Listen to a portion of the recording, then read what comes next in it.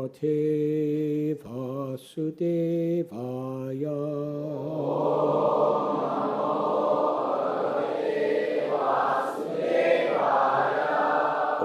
Yasma Atad Udadhir Udha Bhayanga Vepo.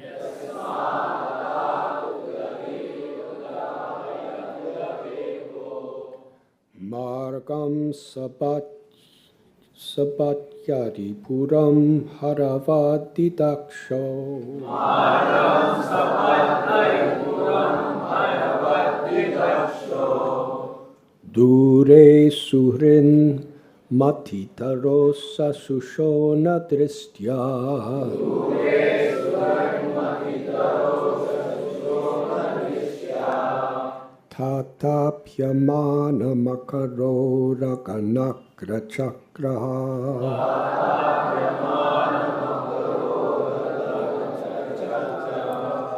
The personality of Godhead, Ramchandra, being aggrieved for his distant intimate friend, Sita, glanced over the city of the enemy, Ravana, with red-hot eyes, like those of Hara.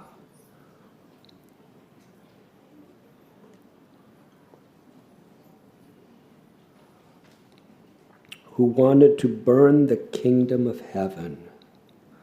The great ocean, trembling with fear, gave him his way because its family members, the aquatics, like the sharks, snakes, and crocodiles, were being burnt by the heat of the angry red-hot eyes of the Lord. Purport by His Divine Grace, A.C. Bhaktivedanta Swami Prabhupada. The personality of Godhead has every sentiment of a sentient being, like all other living beings, because he is the chief and original living entity, the supreme source of all other living beings. He is the Nitya, or the chief eternal amongst all other eternals. He is the chief one, and all others are the dependent many. The many eternals are supported by the one eternal, and thus both eternals are qualitatively one. Due to such oneness, both the eternals constitutionally have a complete range of sentiments. But the difference is that the sentiments of the chief eternal are different in quantity from the sentiments of the dependent eternals. When Ramchandra was angry and showed his red-hot eyes, the whole ocean became heated with that energy, so much so that the aquatics within the great ocean felt the heat. And the personified ocean trembled in fear and offered the Lord an easy path for reaching the enemy's city. The impersonalists will see havoc in this red-hot sentiment of the Lord because they want to see negation in perfection. Because the Lord is absolute, the impersonalists imagine that in the absolute, the sentiment of anger, which resembles mundane sentiments, must be conspicuous by absence. Due to a poor fund of knowledge, they do not realize that the sentiment of the absolute person is transcendental to all mundane concepts of quality and quantity. Had Lord Ramchandra's sentiment been of mundane origin, how could it disturb the whole ocean and its inhabitants? Can any mundane red-hot eye generate heat in the great ocean? These are factors to be distinguished in terms of the personal and impersonal conceptions of the Absolute Truth. As it is said in the beginning of the Srimad Bhagavatam, the Absolute Truth is the source of everything.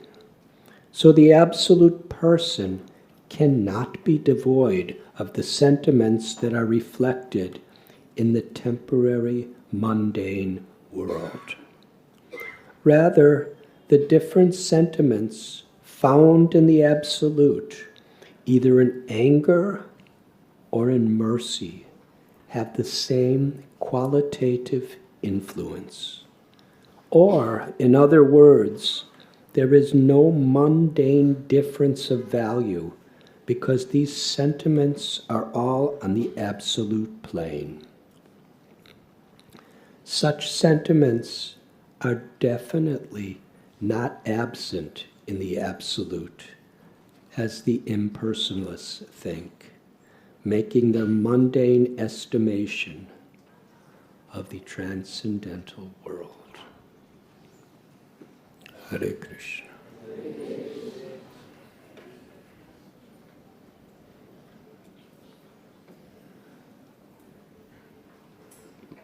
I am very grateful to be with you again. Shri Shri Radha Gopinath Mandir ki jai. Srila Prabhupada ki jai. Ananti Koti Vaishnav Brinda ki jai. Shri Hari Nam Sankirtan ki jai. We are reading today from Srimad Bhagavatam, Canto 2, Chapter 7, entitled Scheduled Incarnations, text number 24.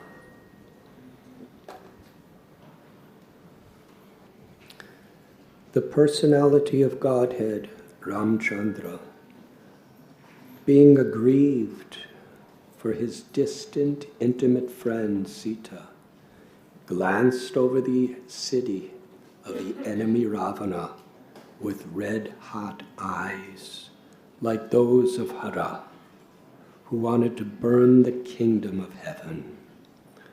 The great ocean, trembling in fear, gave him his way, because its family members, the aquatics, like the sharks, snakes, and crocodiles, were being burnt by the heat of the angry red-hot eyes of the Lord.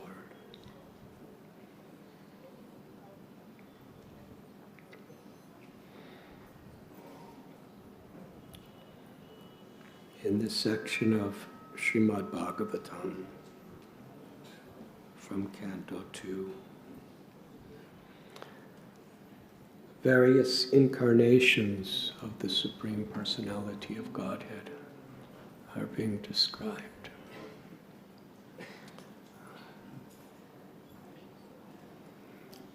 In today's verse,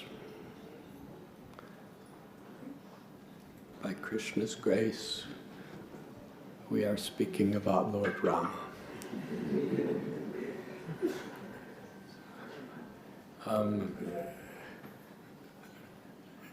I'm not sure if this verse was scheduled within the scheduled incarnations or whether it was selected for me. I don't know. I think it was scheduled.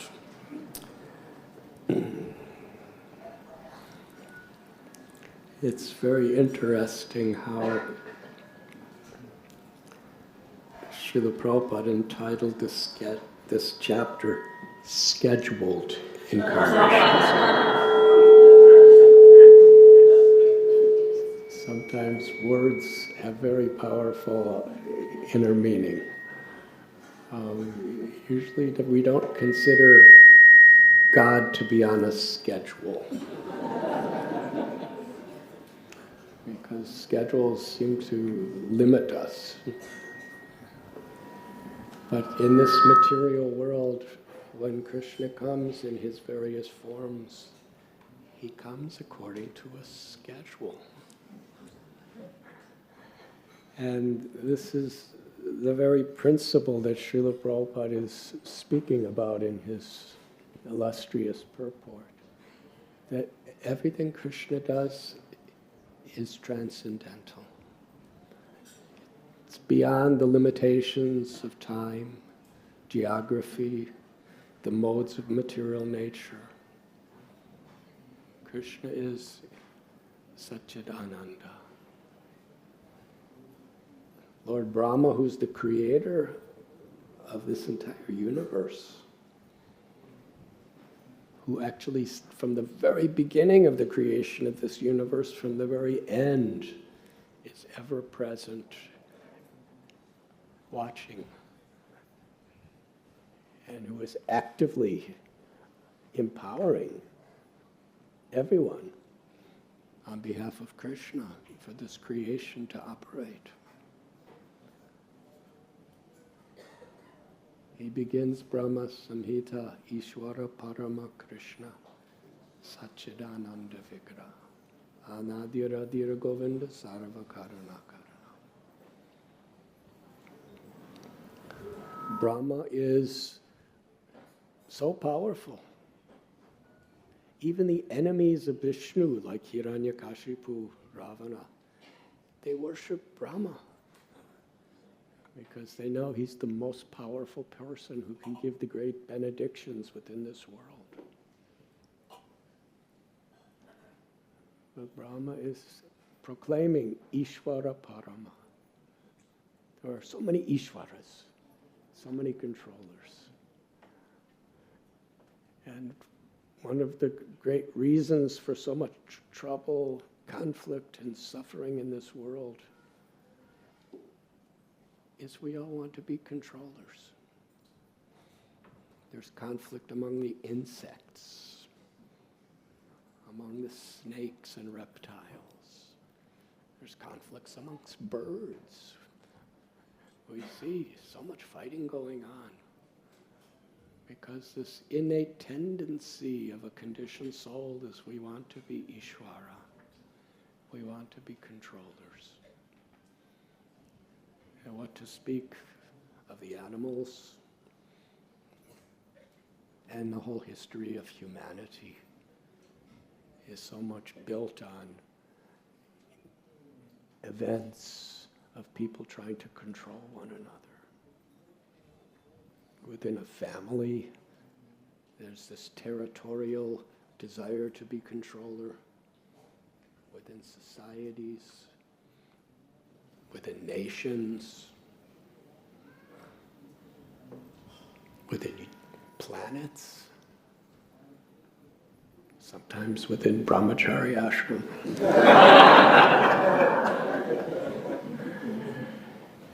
And what are the various ways we want to control? This is such a deep-seated anartha, influence that diverts and separates us from Krishna.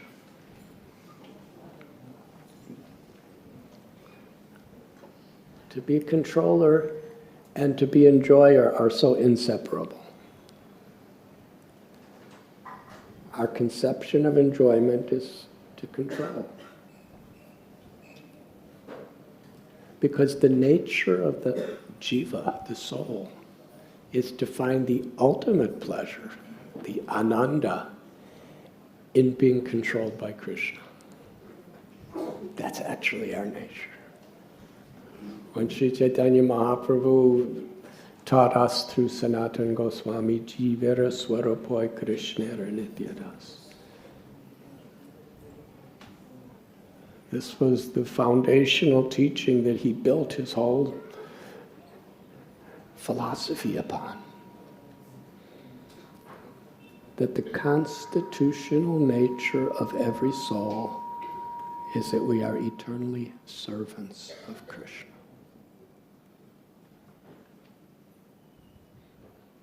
And Srila Prabhupada is citing this verse, Nityo Nityanam Chaitanas Chaitananam, that there is one supreme controller, and there are limitless, eternally controlled. We are dependent on Krishna. From the beginning of Srimad Bhagavatam, Krishna is Abhigya Swarat. He's all-knowing and he's completely independent.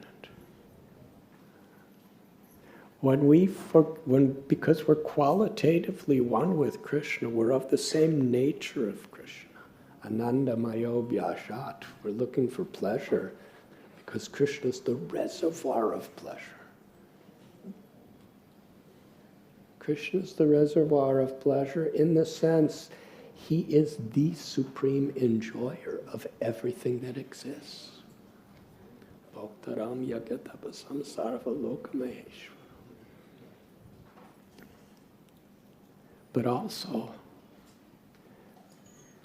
it is in him that every living being, it is in our love for him and our surrender to him that every living being finds supreme enjoyment. So Krishna is the supreme enjoyer in receiving and in giving.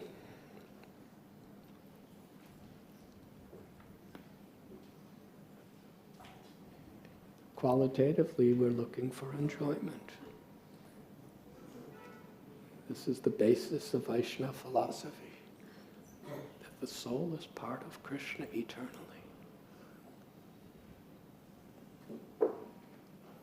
But when we, due to forgetfulness, are disconnected from our constitutional nature of being enjoyed by Krishna and finding our tendency to enjoy in loving Krishna and being loved by Krishna,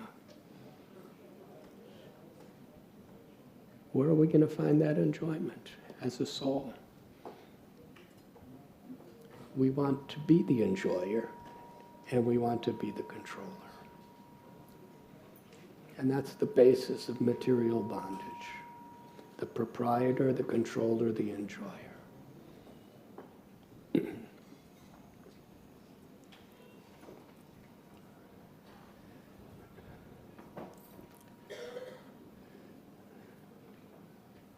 So we are all completely dependent on Krishna always, and Krishna is supremely independent.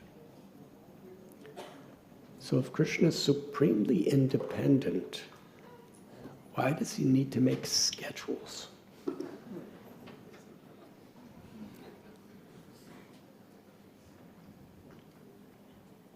Usually when we go on a vacation, we can put aside our schedules.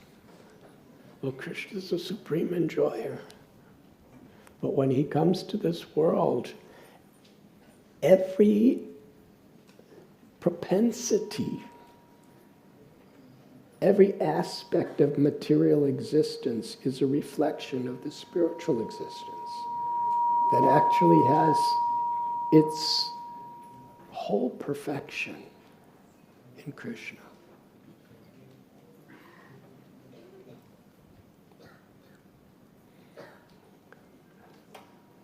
So Krishna schedules his incarnation in such a way that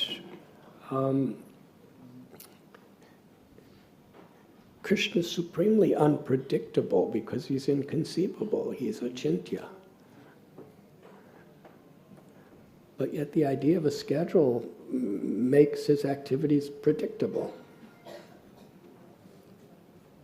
These apparent contradictions are part of the all-attractive nature of Krishna that charms the soul's love.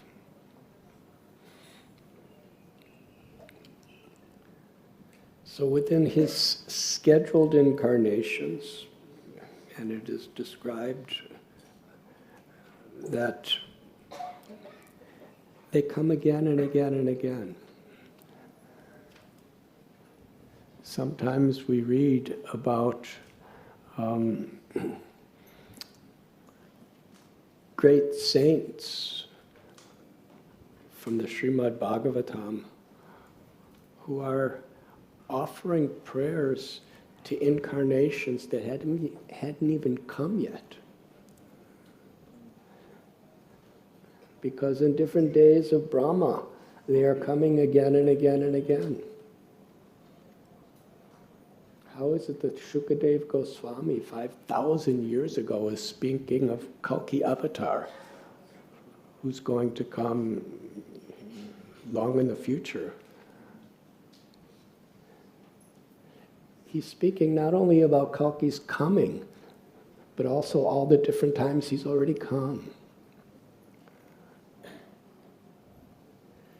So just the idea of a scheduled incarnation reveals how Krishna, who is supremely independent, it's not that he's doing things according to the limitations of material existence, but he is the supreme controller of material existence, and all limitations within material existence are only because he's made it that way. Ayadhyakshena prakriti. He's the controller of material existence.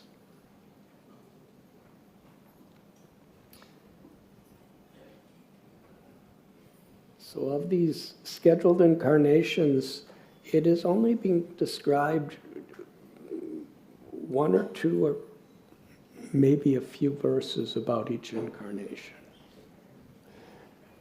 And today we're reading about Lord Ramchandra.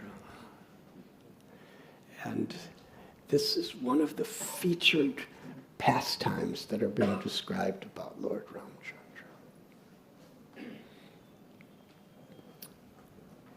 Krishna describes in Bhagavad Gita that he is time. Time is the limiting, destructive force that is always present within this material existence. And it is his energy. Krishna is time within this existence, and yet it is described time in the spiritual world as conspicuous by its absence. And yet, we read in Goloka Vrindavan, the Astakaliya Leela, Krishna's doing things according to time. Isn't this wonderful? Krishna's time, the destroyer of everything within creation. In the spiritual world, time is conspicuous by its absence, but yet Krishna does things in the spiritual world every day according to time.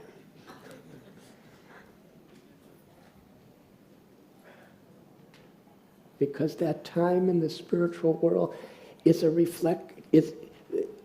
it's the origin of time. In this world, everything is limited, and therefore everything culminates in misery. In the spiritual world, everything is eternal. And none of these inebrities, none of the ignorance or sufferings of this world are present there. But time is present there, but not our time. Krishna's form is the source of all form. But in this world, form is temporary. Form causes suffering. But the form of the soul in this spiritual world, being part of Krishna, is the source of all happiness. And it is forever. So in this wonderful verse, Lord Ramchandra is displaying, in the first line,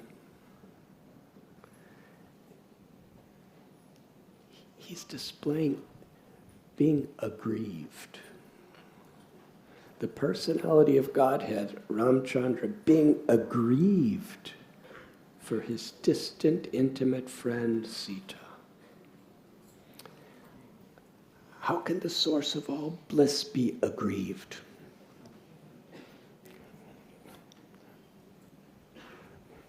We are potentially always subject to grief.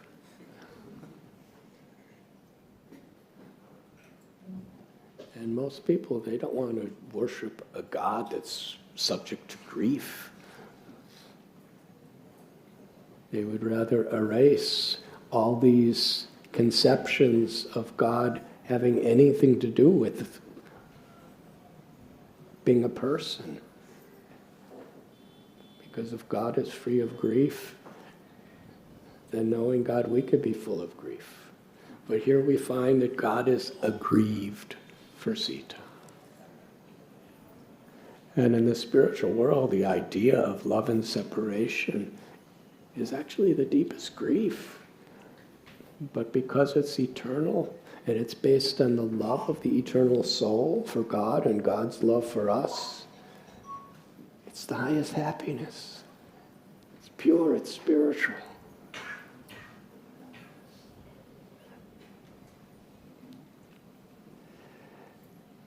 We read that when Lord Chaitanya was in South India, he met that one Brahmin who was a devotee of Ram. And this particular Brahmin, he was serving Lord Chaitanya with so much love and devotion, and Sri Chaitanya Mahaprabhu saw how this Brahmin was worshipping Ram with such love and devotion. But he would not eat. And Lord Chaitanya asked him why. He said, because Sita has been abducted and taken hostage by Ravana. And she's in Sri Lanka suffering without Ram. How can I eat when she's in such a situation? He was actually in deep grief, but it was an ecstatic grief. But he was feeling it.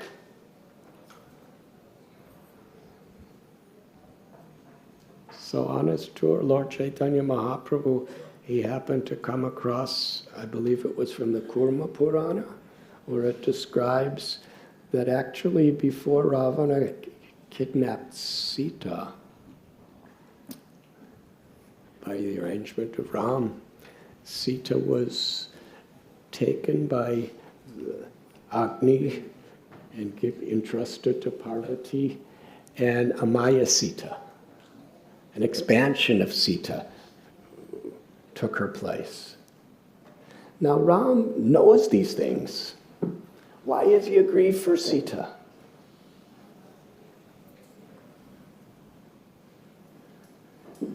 Because the inconceivable nature of love is transcendental to knowing things. The perfection of knowing is actually to go beyond knowing. The perfection of knowing is to love, and prema is beyond knowledge. And when we actually attain prema, or when prema is revealed to us by the mercy of Sri Rama, Radha and Gopinath, then knowledge is an instrument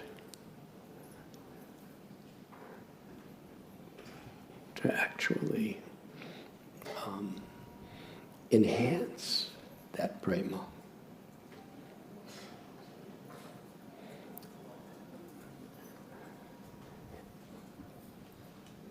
And in this case, the supreme knowledge of Ram, who's the knower of everything past, present, and future, to enhance the love between him and Sita, and to enhance his pastime in such a way that we can intensify our love for Sita Ram. The Lord is grieving for the loss of Sita.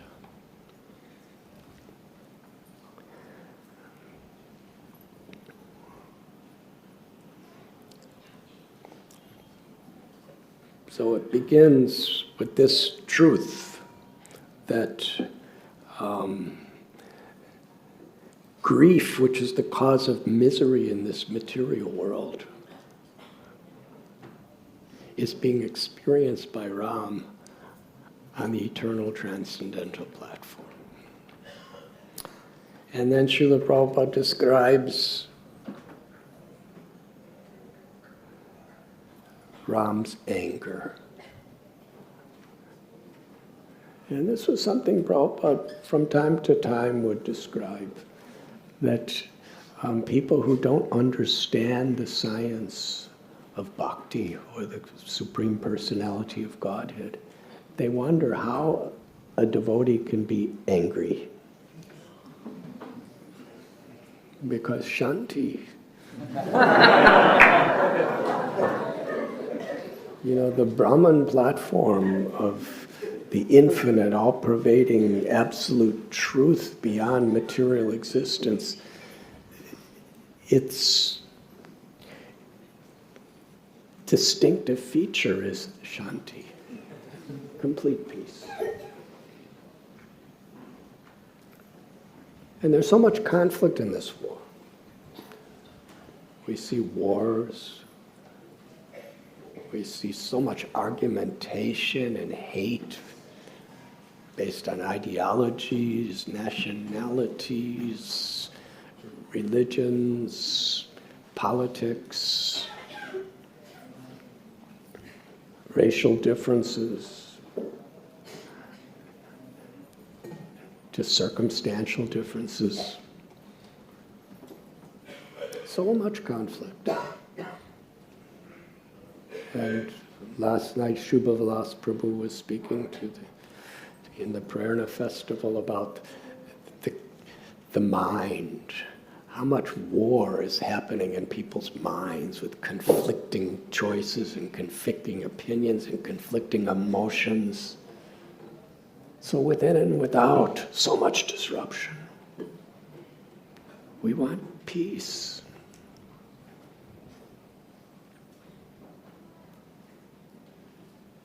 So how could anger be part of that if we're in a state of total peace? But we see the Supreme Absolute Truth, the source of all peace. He's becoming angry.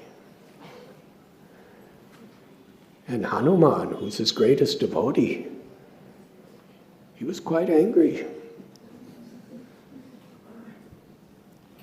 And Krishna speaks the whole Bhagavad Gita to teach us how to be peaceful. And at the end, he tells Arjuna to go out and fight and be angry.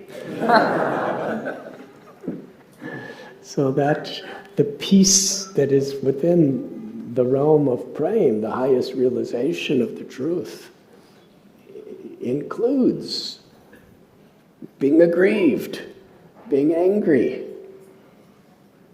The gopis, they had passion to please Krishna. And even great ascetics like Narada Muni is worshipping. Sukadev Goswami, Sri Chaitanya Mahaprabhu, the crest jewel of sannyasis, worshipping the passion of the gopis. Because it's an expression of their love. In this material world, these qualities that we have a tendency to block our perception of the love that Krishna wants to give us.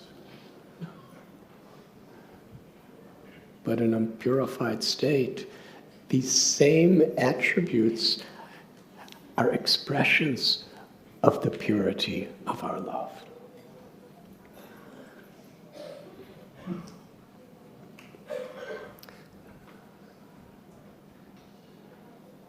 Not only was Ram angry, but it is described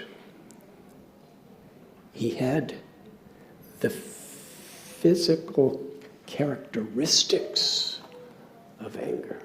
His eyes were red.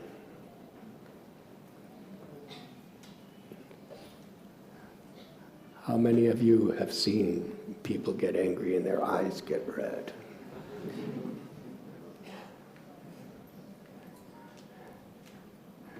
That's a perverted reflection. And Srila Prabhupada is describing in whatever quality Krishna exhibits, or Ram exhibits, it's an expression of his mercy. Ram's punishment, Ram's reward, Ram's smile, and Ram's anger are all reciprocal according to the need of someone, but it's always an act of mercy. Krishna tells in Bhagavad Gita that he's actually equal to everyone, and he reciprocates according to how we surrender.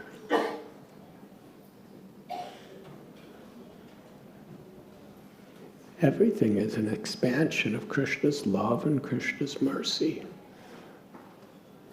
according to what's required, according in time, place, and circumstance. This particular event from Ramayana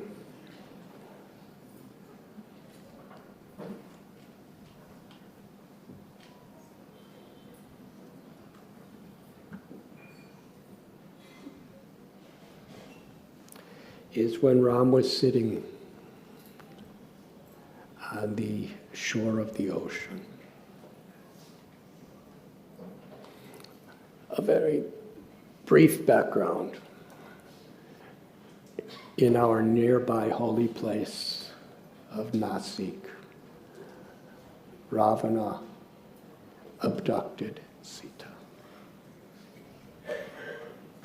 Sita's all-knowing.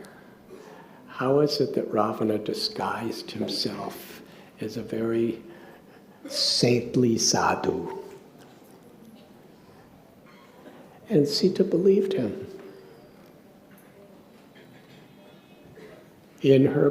She's the mother of all living beings. She's the Hladini Shakti.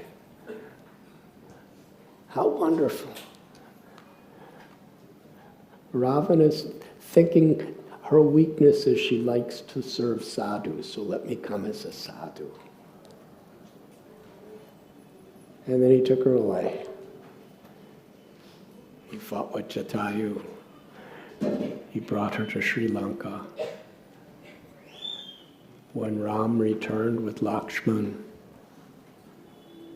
after capturing the deer, the golden deer, Sita was gone. They were searching everywhere. And finally they came to Kishkinda Kshetra, and they made allies with Sugriva and his minister Hanuman and the Vanaras, the vast army of monkeys.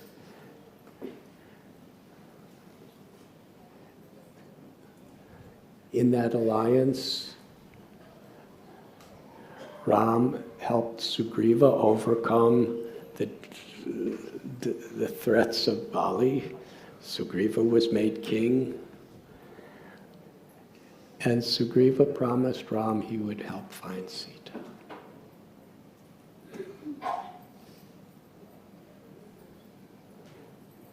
How endearing that the Absolute Truth, who's the source of Mahavishnu, by his mere glance, impregnates the entire creation. He doesn't know where Sita is. This is absolutely wonderful. This is the nature of bhakti, or love. The Lord himself, who is Achyuta, indestructible, undefeatable, puts himself in vulnerable situations to draw our love. Yashoda Mai was not the, even when Putana came, he was a little baby. How Yashoda Mai and Nanda Maharaj, seeing this gigantic, enormous demon, they weren't thinking that our little infant killed Putana. They were thinking our little infant was subjected to this demon and God saved him. Must be because we have done pious activities. And they were doing all sorts of pujas to protect Krishna. So Krishna becomes vulnerable to increase the quality of his devotees' prema. So Ram is crying for Sita. And how that inspired the historic devotion of Hanuman. All the great pastimes of Sri Hanumanji. First they had to wait 4 months before searching for Sita because it was the monsoon rain season.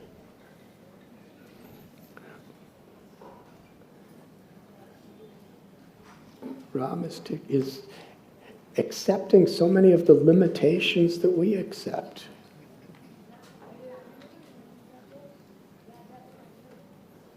A few days ago, I was at Govardhan Eco Village, and they're planning these. Actually, they're in the middle of all these construction projects, and they have to finish the external work of everything before the monsoons. Because as soon as the monsoons come, basically all construction stops. So here's Ram, Hanuman, Sugriva. We can't look for Sita until the rains stop. And Ram is living on that mountain cave, Malyavanta, just meditating on Sita and chanting Sita's name and the pangs, the grief of separation for 4 months, and actually unable to do anything. And then after the monsoons, Sugriva arranges the monkey soldiers, the Vanaras, to go in the 4 directions to search for Sita.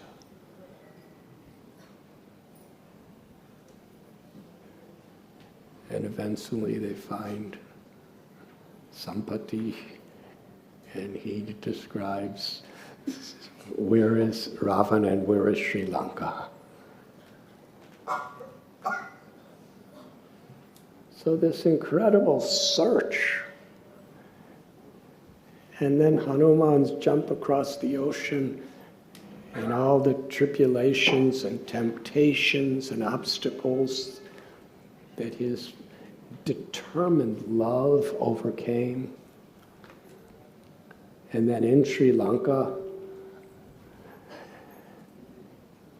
the heartbreak of Hanuman seeing the condition of Sita. The anger that it provoked. He was fighting battles with chief generals of Ravana. He had his tail lit on fire. Everything. He faced Ravana directly. Was subjected to his wrath, his punishment. And after using every opportunity in the service of Ram, he set the city on fire, jumped in the ocean, put out his tail, and then came back to Ram. Now, why was Hanuman doing all that? Because Sita was suffering.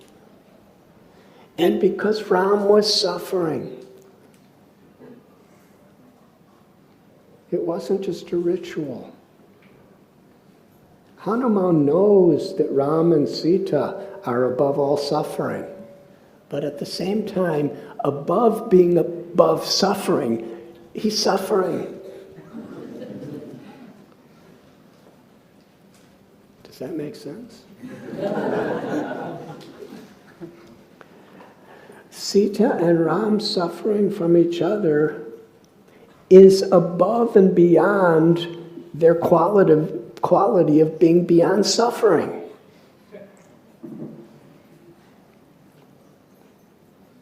Satchit Ananda.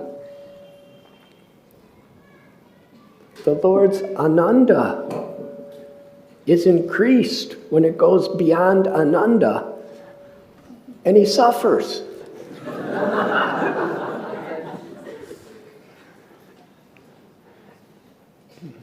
Krishna comes in the form of Radha as Sri Chaitanya Mahaprabhu.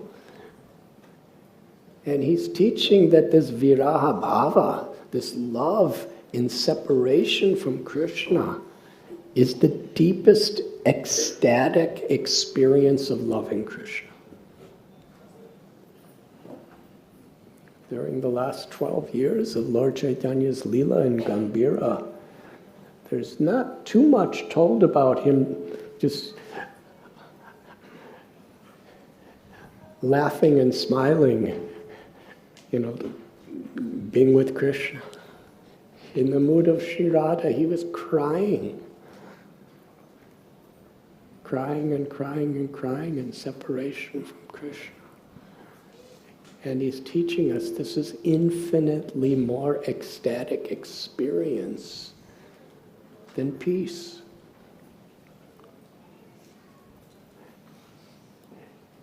And it increases and enhances the feeling of feeling oneself in the presence of Krishna. In fact, the presence of Krishna is even in a deeper state when we're feeling separation from Krishna.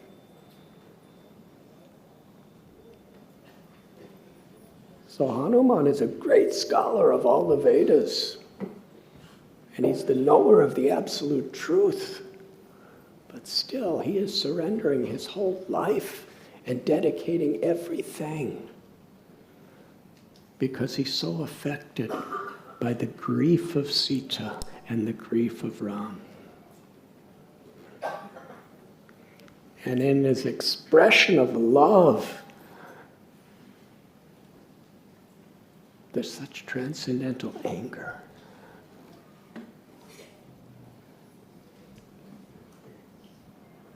Which is totally different than the mood and spirit of anger in this world.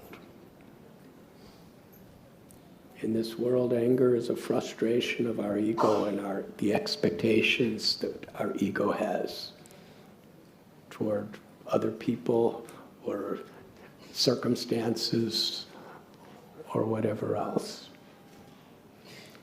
But in the transcendental world, anger is a quality that enhances our love for Krishna and actually is an extension of compassion on behalf of Krishna to help others.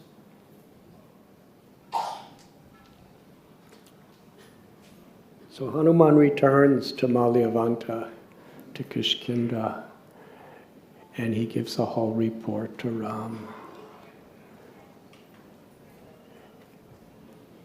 and gives the message that Sita spoke to him. Great secrets. And when Ram hears everything Hanuman has done to alleviate the suffering of Sita,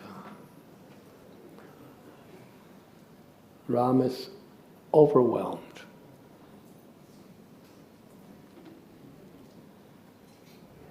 I have nothing to offer you to reciprocate. I'm living in the forest, in a cave, wearing tree bark. What do I have to give you as a gift? I cannot repay you. All I have is myself. And I will give you myself in the form of my embrace. Ram embraces Hanuman. and gives himself.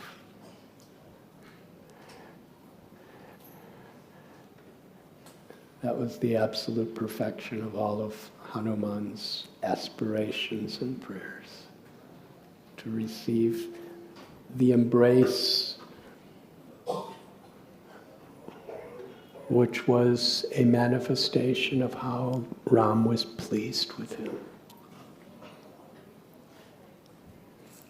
Hanuman, as the symbol of all bhakti, he only wanted one result from everything he did: that Sita and Ram were pleased with him.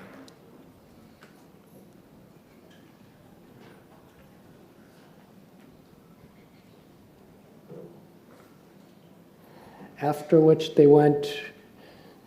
made their plans, and all the armies of Sugriva, along with Ram and Lakshman, they went to the shore of the ocean.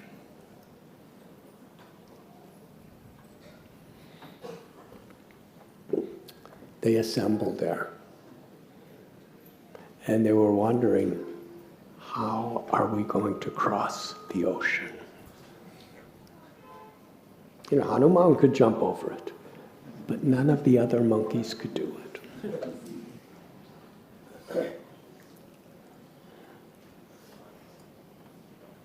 And there were so many hundreds and thousands of them. How are they all going to get across the ocean? Meanwhile, in Sri Lanka, Ravana had his spies, and they saw this vast assembly of monkey soldiers along with Ram and Lakshman. And they were making their plans. Hanuman had just come and burned the whole city, and nobody could do anything. Ravana was sending his most powerful warriors and faced him himself. Still, they could not stop Hanuman. But due to his false ego, Ravana was telling his generals, his soldiers, his ministers, that he caught us off guard. Otherwise, we could have easily destroyed him.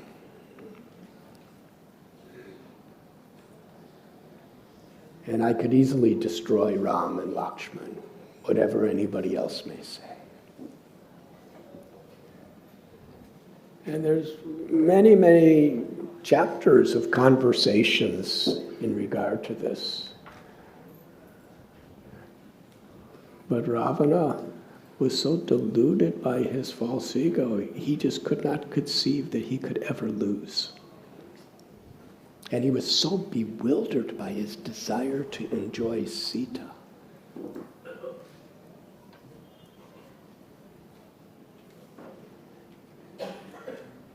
He was inquiring from his generals, his family members, and everyone was telling how powerful Ravana was and how powerful they were. And any one of them could kill Ram, Lakshman, Hanuman. Kumbhakarna, in one sense, was the most sensible of all of them.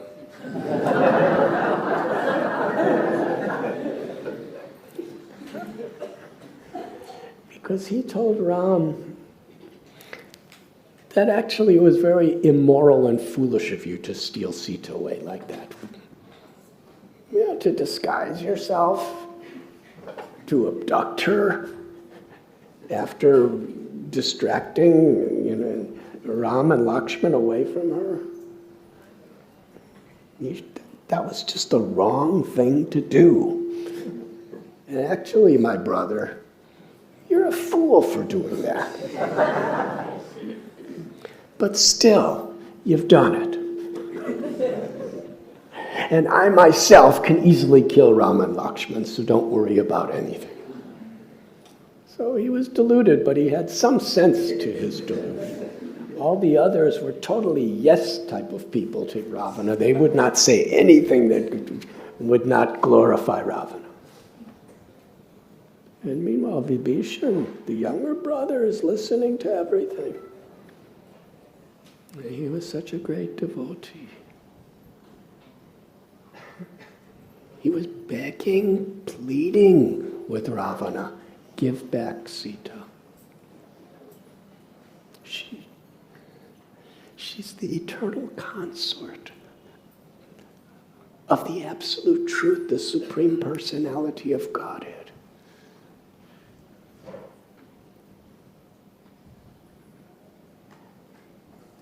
He will destroy you and your whole dynasty. Just give back Sita. That was his one pointed argument. It was the only solution.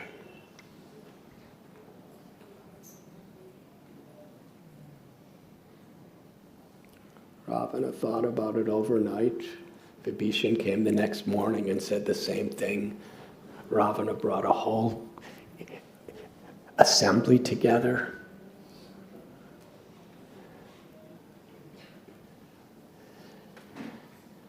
Indrajit, Ravana's son, was calling Vibhishan a traitor and a coward for saying these things.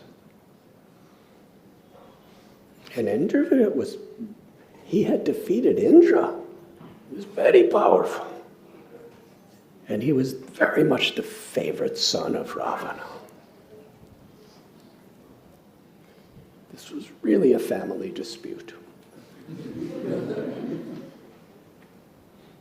Now here is Prahasta, the commander-in-chief, and Kumbhakarna, and Indrajit, and Ravana. They're all together. There's hundreds and hundreds of such immensely powerful Rakshasas. And Vibhishan was all alone in his opinion. But right in front of everybody, Vibhishan, after being called a coward and a traitor for trying to be the only one to help, he chastised Indrajit. You are the enemy of your own father. Because of him, everything will be destroyed. You are just a young, ignorant child. Stop speaking. And Ravana became so outraged that anyone could defy accepting his greatness. He chastised very severely, and he had red eyes too. There's different varieties of red eyes in the scriptures. His eyes were red. He was angry as fire with Vibhishan. If you were not my brother, I would kill you at this very moment. He called him a traitor. He called him a coward. He called him ignorant. I've given you everything. You are so ungrateful how you say these things. And at that point, Vibhishan understood there's nothing else he could do to serve. Vibhishan is very similar to Duryodhana in the Mahabharata. Vidura. Very similar to Vidura. He stayed on only to try to give good advice and help. The Pandavas were in exile, and he was always trying to help in whatever way he could. Sita's now abducted, and Vibhishan, he stays on because he wants to help. But when he was totally rejected by his brother and his whole family and everybody around, Vibhishan left. with 4 of his ministers to take shelter of Ram. They went across the ocean, and Vibhishan, the 5 of them, they were just above the ground in the air. And Sugriva and some of the others, they came to see who these people were. They were going to attack. He identified himself. My name is Vibhishan. I'm the brother of Ravana.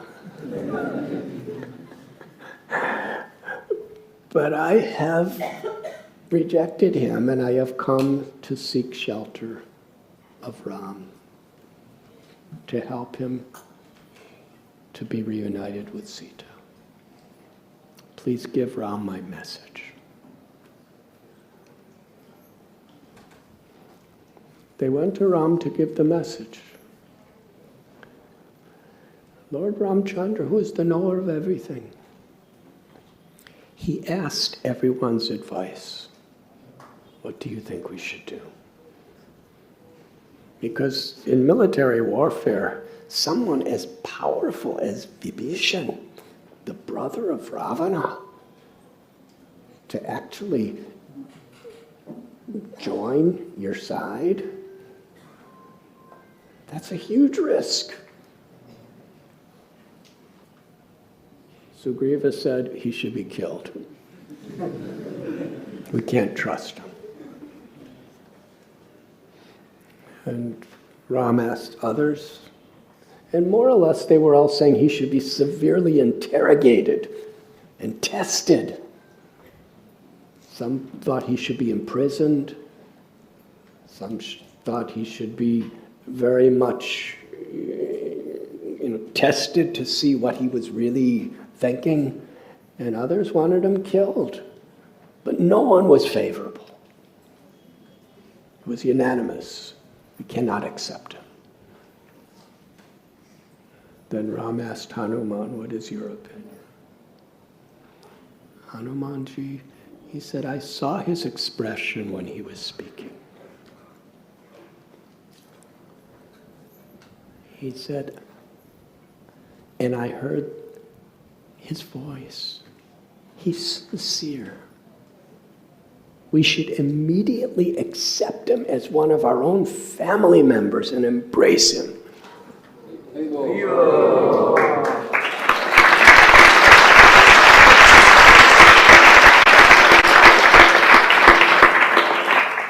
Sugriva went quite wild with anger.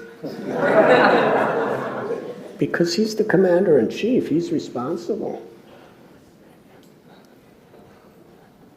And Hanuman is his minister, his subordinate. And Hanuman was really like contradicting him. But he was mainly concerned about Lord Ram's service. He said, no, we cannot how could we accept him? He's a Rakshasa.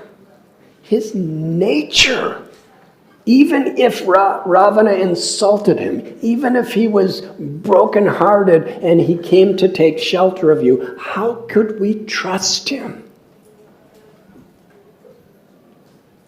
to fight against his own brother, who his whole life has been his king? To fight against the very nature of his Rakshasa birth and upbringing. No, he cannot be accepted.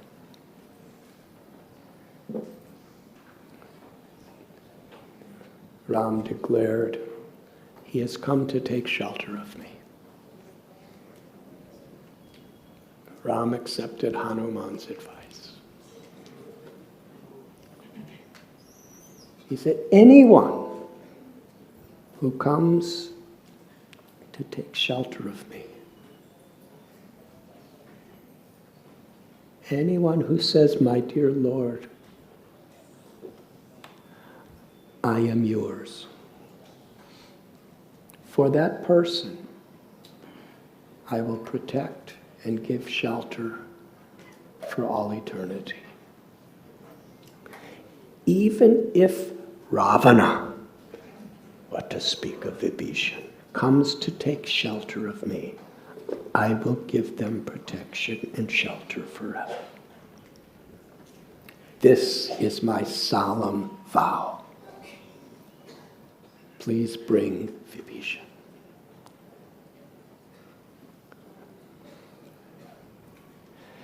When Sugriva heard this, he was totally transformed. Very emotional. He accepted wholeheartedly, fully, that if Ram is going to give shelter, then I completely accept him. Vibhishan will be our family. What is the mercy of Lord Ram is higher than any consideration or any knowledge of how things work within this creation. Vibhishan was brought down,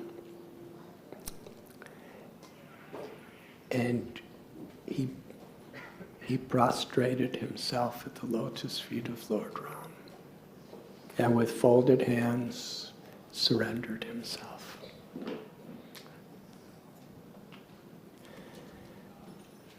Ram embraced him.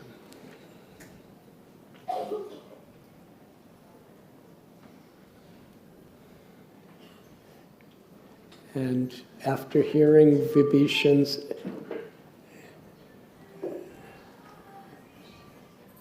prayers of devotion, Ram told Lakshman to get water from the sea. And he said to Vibhishan that I am going to coronate you the king of Sri Lanka.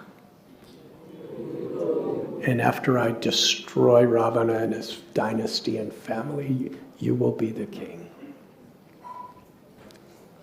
And there on the seashore, Ram and Lakshman coronated Vibhishan as the king of Lanka.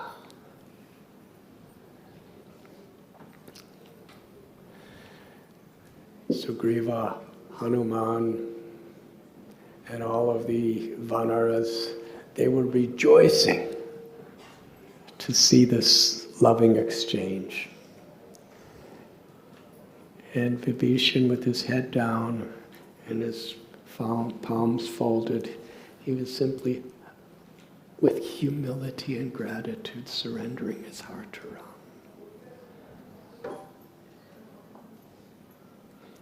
Ram asked Vibhishan about what was going on in Sri Lanka, what the nature, what is the condition of Sita, what is the powers of the army, and all details. And Vibhishan was describing everything to him, because he knew from the insides. He described to Ram that my brother Ravana,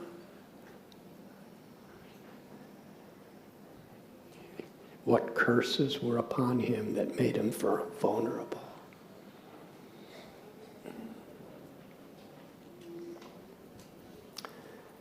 Then Ram asked Vibhishan,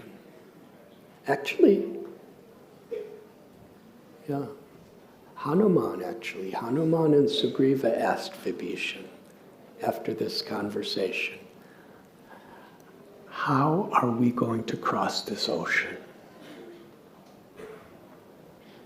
It was Vibhishan who recommended Lord Ramchandra. He should approach Samudra, Varuna, the god of the ocean, and request passage across the ocean, and the god of the ocean will tell the way. So Hanuman Sugriva came back to Ram and said, this is what Vibhishan has spoken. Ram wholeheartedly accepted it.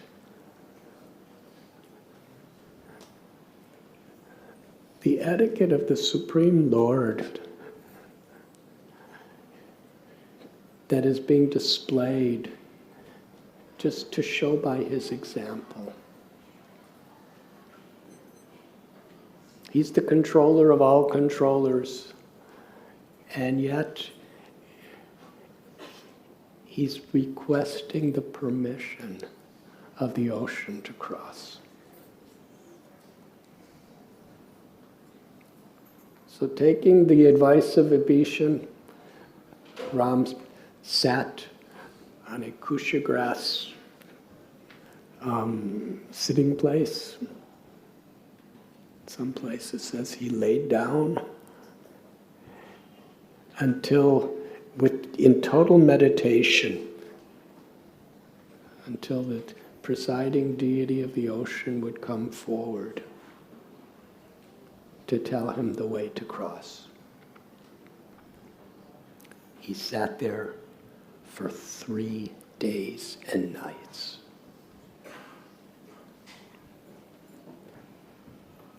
The ocean did not respond. And that brings us to today's verse.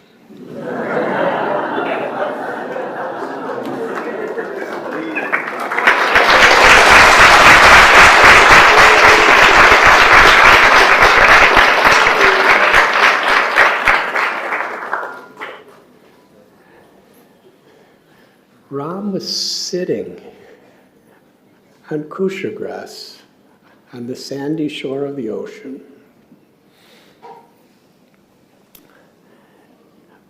with such respect and honor for his own creation.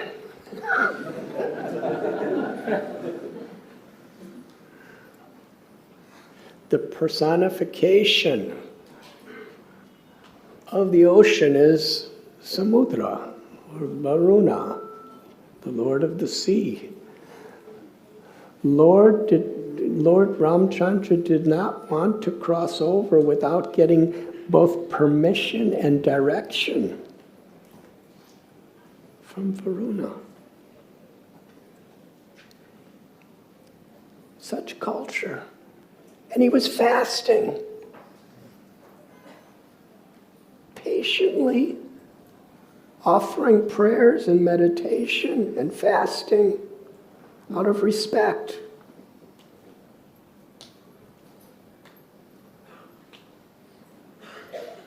But when Varuna did not respond,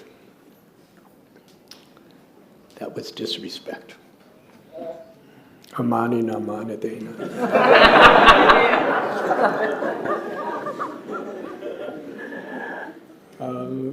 Lord Chaitanya taught this principle that we should not expect respect, and we should offer all respect.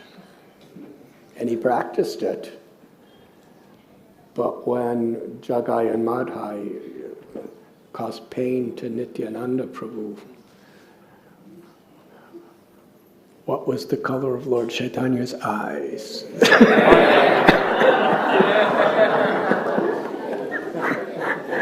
They became very red. And Srila Prabhupada emphasized Lord Chaitanya Mahaprabhu's eyes became very red with anger.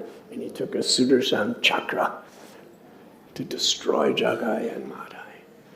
But then they surrendered.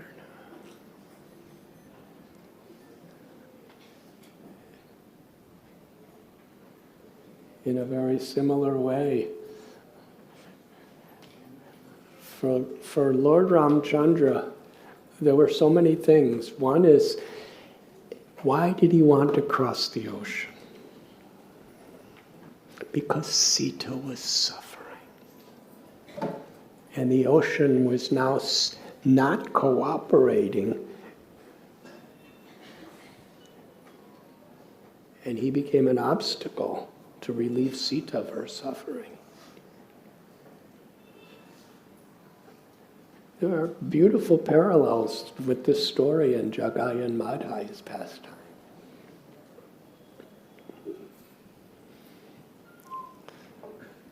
Lord Ramchandra Mahaprabhu, his anger. He called out to the ocean because the ocean is so big and so deep Besides Hanuman, who could cross over the ocean? And Varuna is the lord of not only the Indian Ocean, he's the lord of all the seas. And actually, most of the earth is the seas, right? The oceans. So, I mean, he's like the proprietor of the most space on the planet.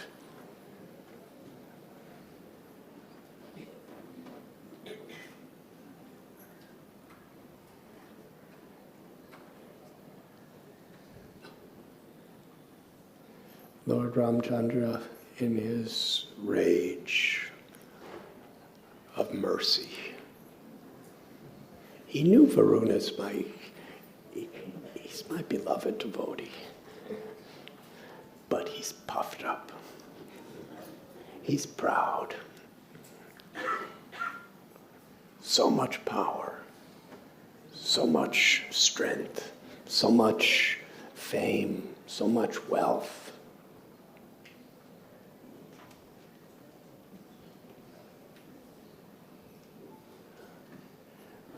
Even when the monkey soldiers and Lakshman saw the rage of Lord Ramchandra, they became very much alarmed. And after chastising Samudra, he said, on this day, my Sita is suffering. You're not helping.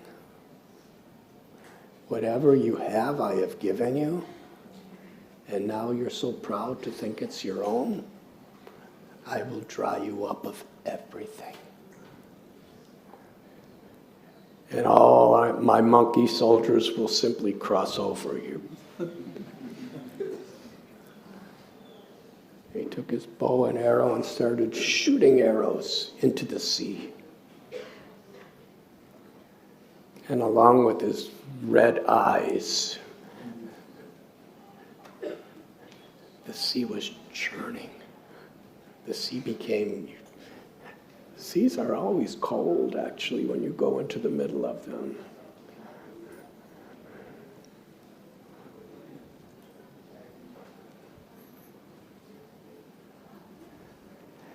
The sea became so disturbed by Ram's anger. It actually became totally out of the control of Samudra. Huge waves were tossing. The fish describes here, the snakes, the sharks, the crocodiles, they were all completely agitated. Because the water was churning, it was becoming hotter and hotter and hotter, and they were all suffering.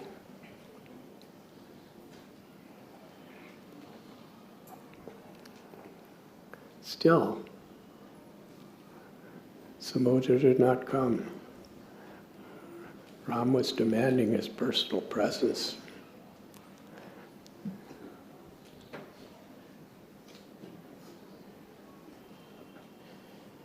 He took a special arrow, very, very powerful arrow.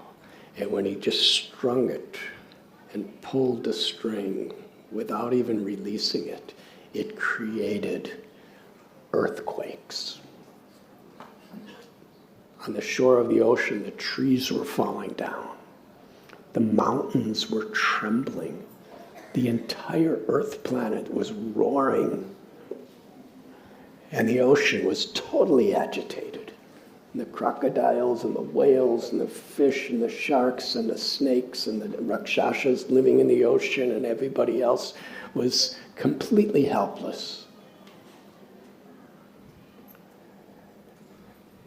And it is described in Ramayana at that point, the ocean tried one last time to exhibit its strength. And there were the huge waves coming toward Ram. And Ram, in his anger, stood there, and gradually the ocean just started boiling and shriveling. And at that point, from the ocean emerged Samudra. It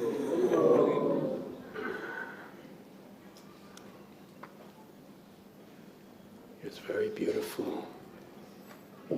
He had red garlands and red robes, golden ornaments, and he came before Ram and took shelter.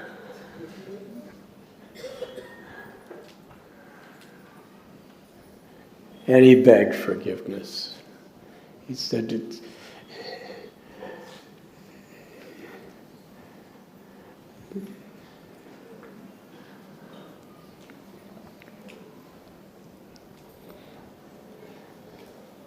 the greatness of the ocean had caused him false pride, wherein he did not recognize that he was just an insignificant, dependent servant on the Supreme Personality of God.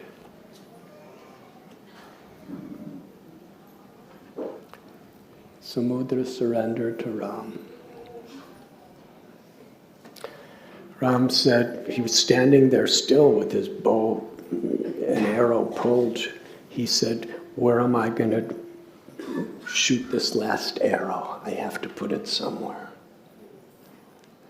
And Varuna said, in the northern section, there are so many demoniac people who are polluting my waters by drinking it and influencing it by their association. Shoot it there. He shot it there.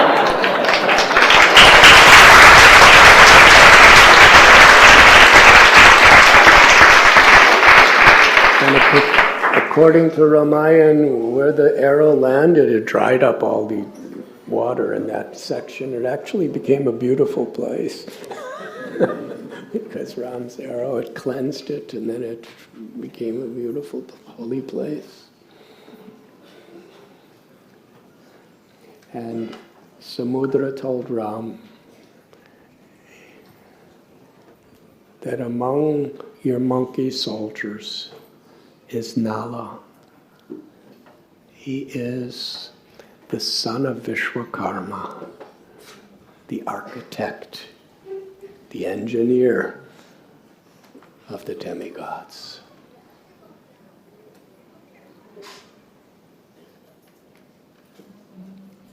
He has the same powers as his father. He has the same architectural and engineering creativity.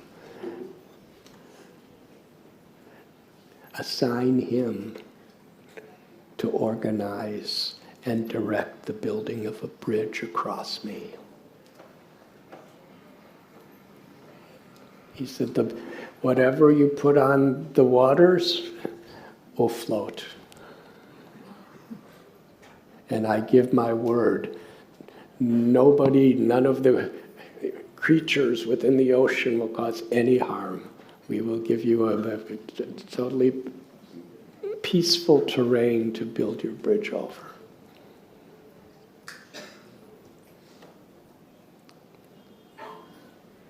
And with his prayers and chanting Lord Ram's holy names, Varuna went back into the ocean.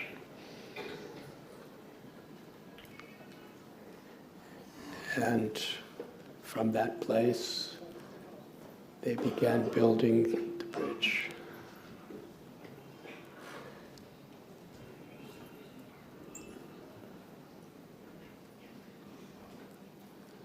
It is interesting that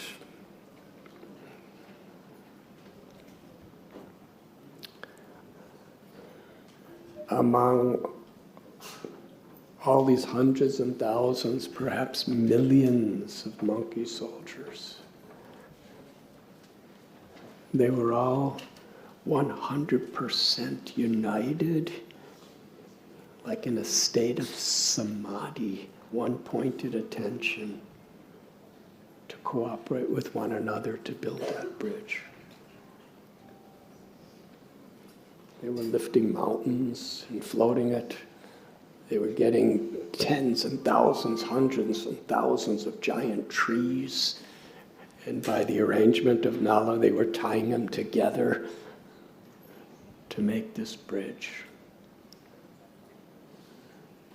It was 80 miles wide and 800 miles long.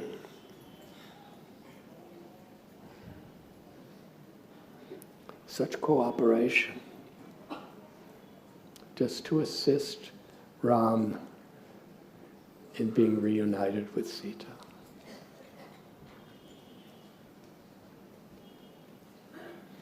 And after the bridge was created, they crossed over together, and the great battle of Sri Lanka was fought. Srila Prabhupada,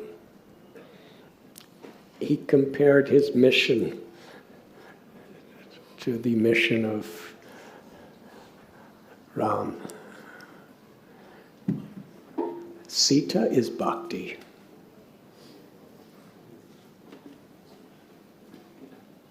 She is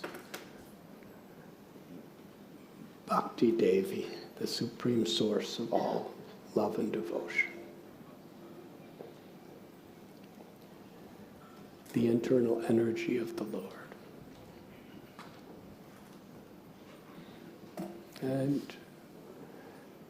Srila Prabhupada, his mission on behalf of Sri Chaitanya Mahaprabhu and his Guru Maharaj was to return Sita to Ram.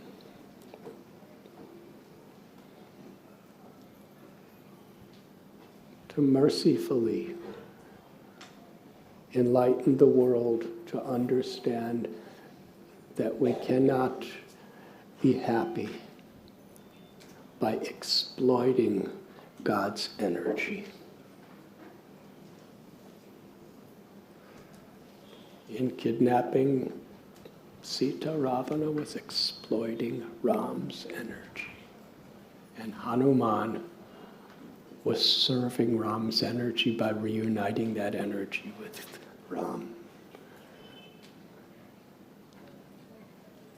And Srila Prabhupada also crossed oceans like Hanuman to bring us all back to Ram, to bring us back to Krishna. And Srila Prabhupada said, and he was talking to all of us, and I believe on his behalf he's talking to all of you today.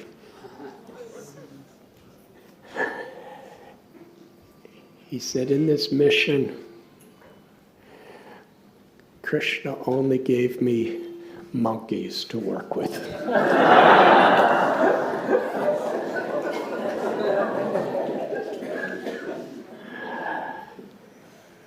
And we shouldn't be proud.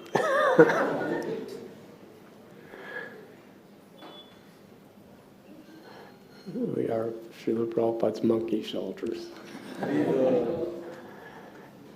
And in his service, it is our duty, our obligation, and it's our path of spiritual purification, that we have to put aside our egos and we have to focus our lives on working together to build this bridge. to connect Krishna's energy back with Krishna.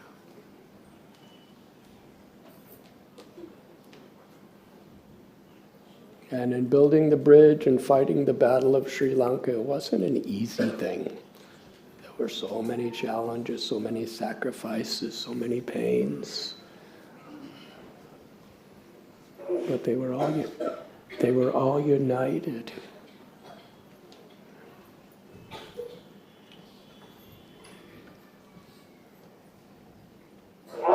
And that is what is being expected of us. Srila Prabhupada also writes that Ravana's army had the most advanced, dangerous, destructive weapons in the universe. They had mystical astras.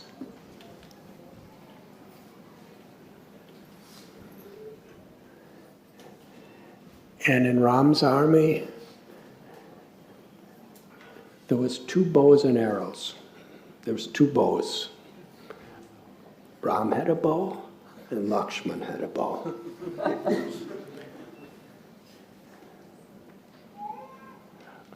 Ravana, every one of his millions of Rakshasa soldiers was fully trained. Most of them had supernatural mystic powers.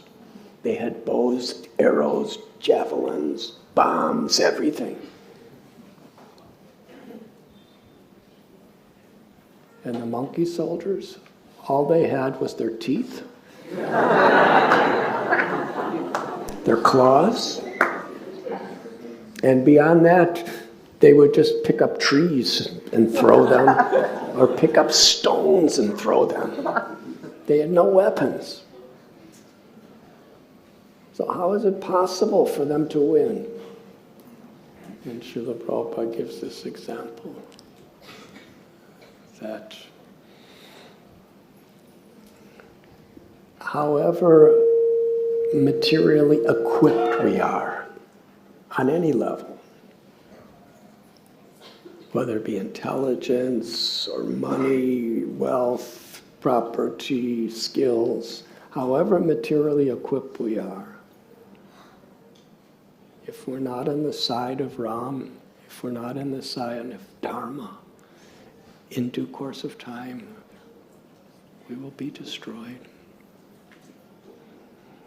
And whether we have or don't have, if we're united in the loving service of the Lord, it's 100% we will be victorious in the end.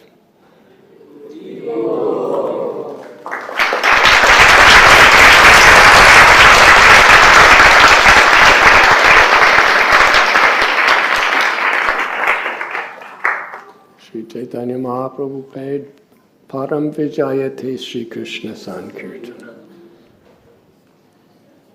Param Vijayate, supreme victory. And all glory to the Sankirtan movement. And Sri Chaitanya Mahaprabhu and his associates, the Panchatattva, this was their weapon, the holy names of Krishna. Lord Ram had his bow and arrow. He killed Kumbhakarna with his arrows. He killed Ravana with his arrow. Krishna killed so many.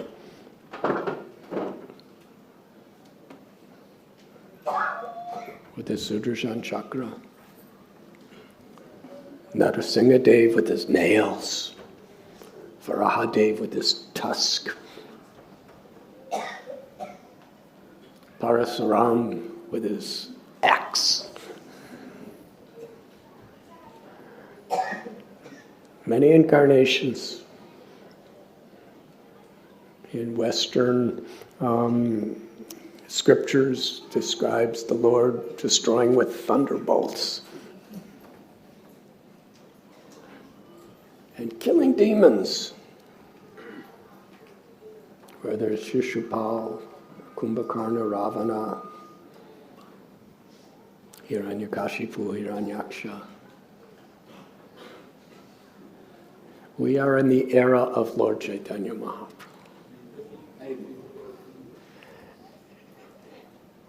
Lord Chaitanya didn't carry any weapons. Nityananda Prabhu didn't carry weapons.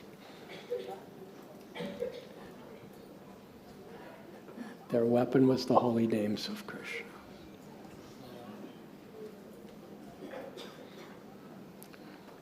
And at this similar lila as we're reading about today, where Sri Chaitanya Mahaprabhu, his eyes were like red hot coals.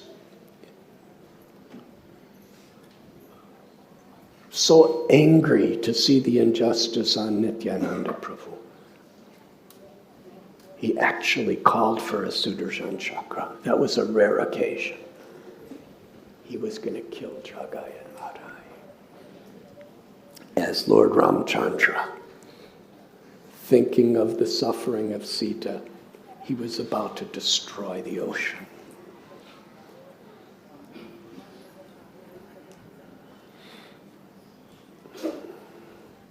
Nityananda Prabhu, he prayed to Lord Chaitanya that if you kill Jagai and Madhai, everybody is more or less like them.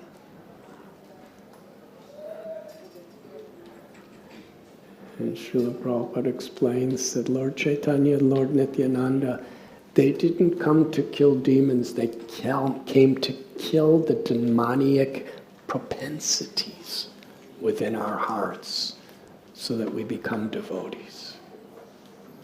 And that's the rare message of Jagai and Madhai's pastime. Shishupal, Dantavakra, Hiranyaksha, Hiranyakashipu, Ravana, Kumbhakarna, they were killed by the weapons of the Supreme Personality of Godhead, out of mercy. But that same mercy is manifested in an even more intimate way. Because Jagai and Madhai is non-different than them. They had the same demoniac propensities.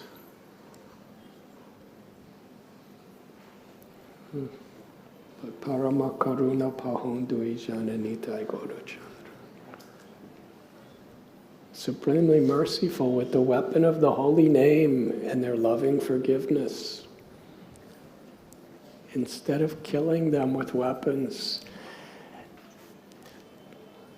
they transform them into loving, pure devotees with the holy names.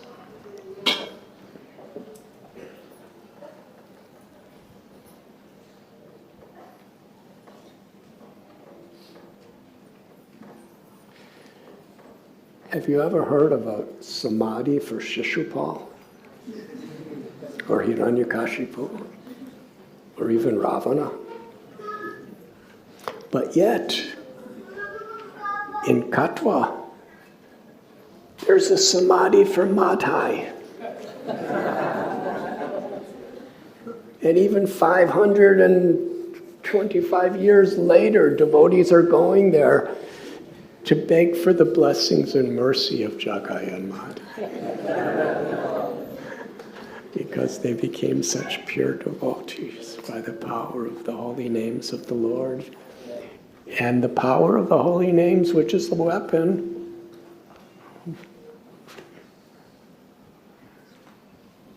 has been entrusted to all the devotees. We are like the monkeys of Lord Ram. He has entrusted us the weapon of the holy name to fight his battle. That is Lord Chaitanya and Lord Nityananda's Leela. And Srila Prabhupada is our commander-in-chief. We are so happy and excited to please him. And I will end class at this moment. Thank you very much.